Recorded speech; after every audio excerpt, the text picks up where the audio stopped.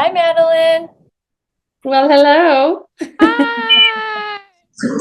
Look at all you fun people. I don't know. It's hard to tell really what you can see, and it's probably, yeah, just a bunch of us, but it's good to see you. We can all see your face. Hey, everybody. This I can now see myself in the big thing too much. Kids have decided to join. Hi, Francis. So, Oh, hope so you all had a great day. yeah, it's been a great day. It's good to see you all. We're so grateful that Madeline and family could Zoom in this afternoon. When we were thinking about this summit, we were really, oh, hi, John. We were really picturing Madeline being here. She's someone who has been a core person to really getting our coalition off the ground. And so when we learned that she could not be here for good reason. She now lives in Vermont and has a few other things going on that she can choose to share or not. But we just knew that we needed to honor her time with us. Madeline finished her time on staff at College Church just recently. I'll share a little bit more about her, but when the planning team met and some other folks involved, we really felt compelled to create an award in honor of Madeline. We thought that there was no better person deserving of being honored in this way. So we are very thrilled to introduce the first annual ID Access Trailblazer Award and announce that the award winner for our very first year is Madeline Powers.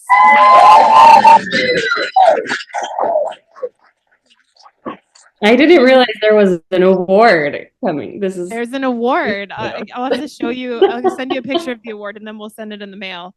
So amazing. Madeline she and her family lived in St. Louis for many years. She began her time at St. Francis Xavier College Church with us as a social work practicum student back in spring 2022, maybe. During which time she really dove in something that Madeline is just innate to who she is she's just a very curious person and she's not satisfied with an easy answer. So one of her first projects was our program guest survey. And so while it would be easy to just do a surface level, like let's just ask some questions and put it out there, the level of thought that Madeline put into it, the level of care she took with how to deliver the survey and think about the results is just a great testament to who she is and both the hard skills she brings of that research data analysis, but also the soft skills she brings of joy, compassion, and just curiosity. And you can see the fruits of some of Madeline's initial efforts in your books. There are some graphs and information about the program guest survey. A lot of the data that we have is thanks to Madeline. A lot of the processes that we have for other programs reporting their numbers and their statistics are thanks to Madeline. And so after her practicum student semester, we were really thrilled that we could keep her on for 2 years as our regional access coordinator. And her role was dedicated to creating training materials for other programs, building those relationships, coordinating the direct programming committee, and really building up some of those processes and research just to make us better. And just very human oriented that whole time, relationship oriented. I'm going to look back here just to make sure I don't miss anything. In her role, Madeline trained and supported organizations across Missouri on ID and birth certificate work, built and grew the coalition's website. That's a really important one. The website is largely thanks to Madeline and other communications, created research tools that allow us to better understand our impact and played a key role in initiating the community leadership team. She has also brought, as I mentioned, joy, flexibility, compassion, so many other things. I miss her dearly and very grateful to be able to honor her in this way. So please join me in honoring and thanking Madeline.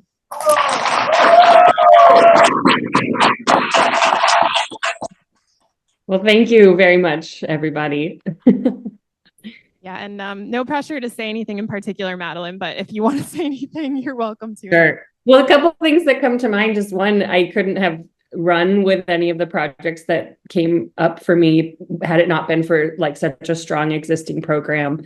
And I'm really impressed, have always been impressed and loved getting to both be part of the direct service work, meeting people who have a need that, and learning more about like what's in the way and why is this a systemic issue, and then getting to also then lean into this big network of people who care about this too. And all of that was already there before I arrived. So I just ran with it, and it's I'm so glad to see it culminating today with this summit, and that's, you know, many years going to happen again. And thank you all for being here. I hope that the survey continues. And yeah, so I guess just like a little personal background. So I really wish I could have been there, but I'm 30 weeks pregnant, so I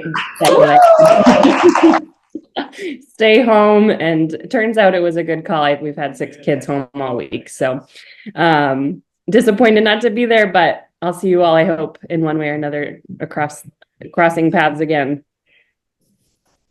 Thank you.